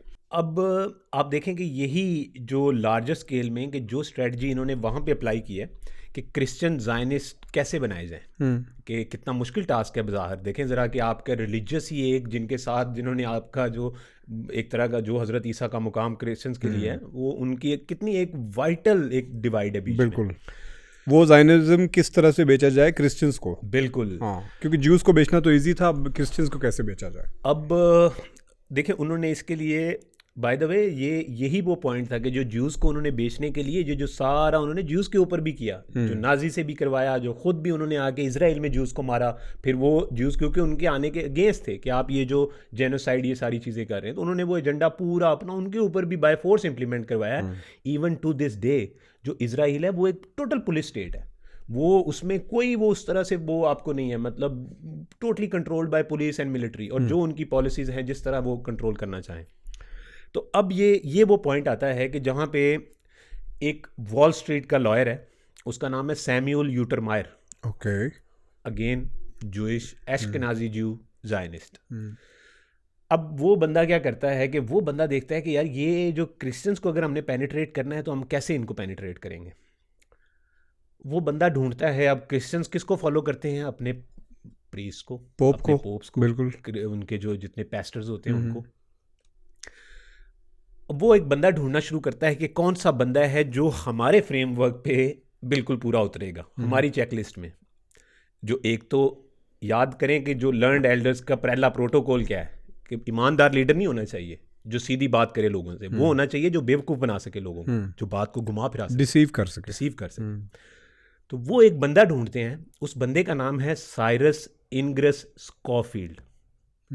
साइरस स्कॉफील्ड जो है ये अमेरिका का 19 आप समझें कि 19 से 1890 के बाद से 1901 के बाद से इसका रोल शुरू होता है।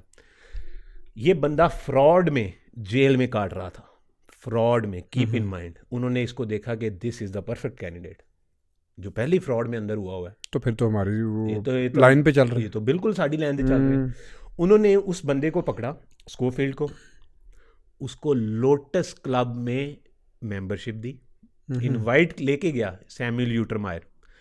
उसको जितने इन्फ्लुएंशियल ज़ायनिस्ट एलीट उस टाइम पे एकेडमिक्स थे या नोबल लॉरिएट्स थे, जितना उनका पूरा सर्कल जो ईवल स्क्वायर से भी प्रोड्यूस होता है, वो सारे के साथ उनकी मुलाकातें करवा के उनकी पूरी ज़ायनिस्ट आइडियोलॉजी उसके ब्रेन वॉश उसको किया।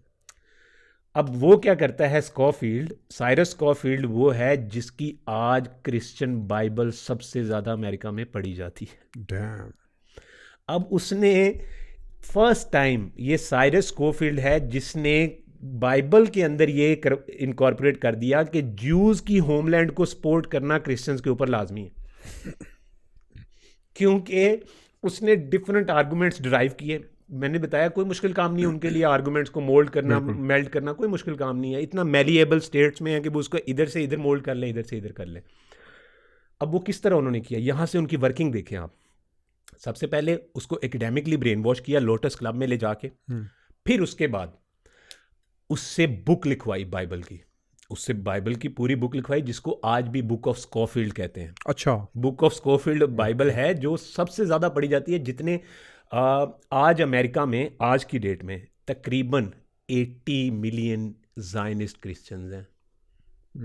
and they accept that we are Zionist Christians. Obviously, मतलब they not just accept, they openly propagate it, they openly ना सिर्फ इसको वो करते हैं बल्कि क्योंकि वो प्रॉपर ब्रेन वॉश हो चुके हैं। मैंने आपको पहले बताया जो ट्रंप की ब्रॉड बेस एक जो उसकी स्पोर्ट सर्कल है वो था ही इवेंजेलिक्स क्रिश्चियन वो हैं जो प्रोटेस्टेंट से आगे निकले हुए हैं, जो थोड़े हार्ड कोर है, हार्ड लाइनर है। तो वो हार्ड लाइनर ज्यूज के बहुत अगेंस्ट थे। तो उनकी पहली सपोर्ट लेके आए क्रिश्चियन ज़ायनिज्म के थ्रू। इसीलिए ट्रंप को देख लें आप, जो अमेरिकन प्रेसिडेंट आता है आज तक 60s के बाद से स्पेशली, सर पे यामाका पहन के वो उनकी छोटी टोपी, वो जाके उनकी दीवार के साथ लग के उसको चूमता है, इबादत करता है। Imagine that. क्या आप इमेजिन कर सकते हैं कि इजराइल का प्राइम मिनिस्टर आके अमेरिकन किसी चर्च के अंदर जाके वहां पे नील करे? हो सकता है ये? तो देखें अमेरिका के प्रेसिडेंट ये कर रहे हैं। बिल्कुल। स्कोफील्ड बुक लिखता है, book of Schofield. I mean I saw कि वो कितना प्राउड था जब उसने जाके जेरूसलम को अनाउंस किया ना ट्रंप ने, एग्जैक्टली कि इसको हम अब इसको एक्सेप्ट करते हैं एज अ कैपिटल, हम इसको, he was so proud and क्योंकि वो he is fulfilling his मतलब वो और purpose, he was fulfilling his purpose. Trump is part of, मतलब ट्रंप इज अ ज़ायनिस्ट, मतलब ही इज एलीट ज़ायनिस्ट। अगर अभी एक बंदा है, एक इकोनॉमिस्ट है, वो अब देखें उसका वर्क सामने नहीं आने देंगे मैं, वो उसने इतना आला ट्रंप के ऊपर एनालिसिस करके बताया कि he is a negative billionaire, he is not a, मतलब वो उन्होंने बताया कि उसका किस तरह उन्होंने उसका सारा हवा बनाया है उसको, आपको he is saying what you want him to say. वो सारी वो बातें कर रहा है, एस्टेब्लिशमेंट, डीप स्टेट, फलाना ढिमकाना, लेकिन फिजिकली उसके स्टेप्स देखें। जब कोविड का सारा स्कैम आया उसने सपोर्ट किया, जब इजराइल का जेरूसलम बनने की, जेरूसलम कैपिटल बनाना है उसने सपोर्ट किया, अभी देखे वॉर हो रही है वो सपोर्ट कर रहा है, फंडिंग को सपोर्ट कर रहा है, हर चीज़ कर रहा है। ट्रंप की सबसे बड़ी जो डोनर है वो कौन है? मेरियम एडल्सन, शेल्डन एडल्सन फैमिली, जो सबसे बड़ी ज़ायनिस्ट फंडर्स हैं, वो उसके मेन सपोर्टर हैं। तो इमेजिन अगर वो उसको मिलियंस वो स्पोर्ट्स में दे रहे हैं तो किस चीज़ के लिए दे रहे हैं? ये जो बुक लिखी स्कोफील्ड ने, बुक ऑफ स्कोफील्ड, बाइबल इसको कह लें आप, इसने प्रॉपर क्रिश्चियंस को ब्रेन वॉश किया टू बिकम क्रिश्चियन ज़ायनिस्ट। अब आप देखें कि अगर खाली बुक लिख देने से आप फेमस नहीं हो जाते, आपकी बुक अब लोगों तक पहुंचनी भी चाहिए, लोगों को एहसान। फिर उन्होंने उसकी PR कैंपेन शुरू की स्कोफील्ड की। 1908 के बाद एक जूइश ज़ायनिस्ट राइटर है, उसने लिखा, उसके ऊपर बुक लिखता है, इसके ऊपर the amazing Schofield and his book. अब उसकी बाइबल आई हुई है, उसके ऊपर अब बुक्स लिखी जा रही हैं, एकेडमिक सर्कल वाले पढ़ रहे हैं, ओ हाँ, वाओ, बिल्कुल। स्कोफील्ड ने तो कोई नई पीआर हकीकतें बिल्ड की जा दरियाफ्त रही कर है, दी हैं। बिल्कुल। So this is how Samuel Untermyer, जो वॉल स्ट्रीट लॉयर है, प्रॉपर जायनिस्ट लॉयर, मतलब और ओपनली जायनिस्ट, मतलब नॉट इवन हाइडिंग इट, वो आके इनकी पूरी बेस को, क्रिश्चियन की जो बेस को वो आके नीचे से एरोड करके, ब्रेन वॉश करके, अब आज मैंने बताया कि 80 मिलियन क्रिश्चियन जायनिस्ट पैदा कर चुका हुआ। 60s के बाद से पहले तक ये वो सारा टाइम, मतलब 1960 Kissinger, Fritz Kraemer, Rothschild, Rockefeller, Fisher family, रिटिजिकर फैमिली, शेल्डन, ये एडल्सन, उसके बाद मेजर ये गोल्डमैन सैक्स, JP Morgan, Lehman brothers, many others, all of these, ये सारे 60 से पहले अपने जायनिज्म का ये पूरा कंट्रोल सेटअप कर चुके हैं। क्रिश्चियंस के अंदर अपनी बेस, फाइनेंशियल कैपिटल अपना है इधर, और जो उनका लास्ट पॉलिटिकल जो उनका वो यूएन की सूरत में स्टार्ट कर चुके हैं। यूएन को उन्होंने बाद में बड़ी जल्दी देख लिया कि ये कोई यूजफुल ऑर्गेनाइजेशन नहीं है। बेसिकली अभी बहुत से लोग ये आर्ग्यू करते हैं कि यूएन का बनाने का जो सोल पर्पस था वो था इजराइल की creation. If you think about it, other than the creation of Israel, जो कि उन्होंने किया है, क्या किया यूएन कीता की, बिल्कुल ऐसे ही। Tell me what they have done. They have just provided excuses to US कि इस जगह पे जाके मिलिट्री अटैक कर दें, यहाँ पे बड़ी ह्यूमन वायलेशन है। यूनिसेफ बनाई है जी, यूनिसेफ चिल्ड्रन, 1948 से यूएन काम कर रहा है, मतलब ये यूनिसेफ और ये सारे अफ्रीका में, आज तक एक पॉइंट बेहतरी नहीं आई। बिल गेट्स अपनी सारी दवाइयों के एक्सपेरिमेंट अफ्रीकन पे कर चुका है, आज वो पूरी दुनिया के सबसे आगे लगा हुआ है। अपनी आर्टिफिशियल मीट की फैक्ट्री से लेके, मतलब जो पूरी दुनिया में प्रोपोगेट कर रहा है, डीपॉपुलेशन तक। अब वो दे प्रोपोगेट डीपॉपुलेशन इन सच अ वे के they make it seem so normal. मैं ये आपको ये जो अभी इनका 60s तक अभी जो हमारी डिस्कशन में आया ना सामने, ये अब इन्होंने अपनी बेस बना ली है। 1960 में वो अपना काम मुकम्मल कर चुके हैं, Zionist elite Christian Zionism support हासिल कर चुके हैं। अमेरिका में टॉप पोजीशंस पे उनके एडवाइजर्स, की रोल्स में सारे उनके प्लेयर्स आ चुके हैं। अपनी क्रिमिनल जूइश स्टेट बना चुके हैं अपने लिए, सेफ हेवन, कि जहां पे वो क्राइम करें वहां पे वो पहुंच सके। ये 1960 तक का यूएसए का जायनिज्म है। अब मेरे ख्याल से इसको यहाँ पे रोक दें।